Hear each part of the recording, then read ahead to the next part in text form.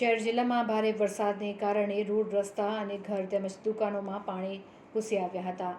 તો શહેરના અલકાપુરી વિસ્તારમાં આવેલ BBC રોડ ઉપર પણ આવેલ બેઝમેન્ટની દુકાનોમાં પાણી ભરાઈ ગયા હતા. પાણી ભરાવાને કારણે દુકાનોમાં લાખોના માલને નુકસાન પહોંચ્યું હતું.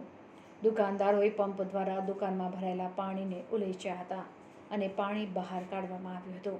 ત્યારે દુકાનદારોએ કોર્પોરેશનના તંત્રની પ્રી મોન્સૂનની કામગીરી સામે સવાલો ઉઠાવ્યા હતા.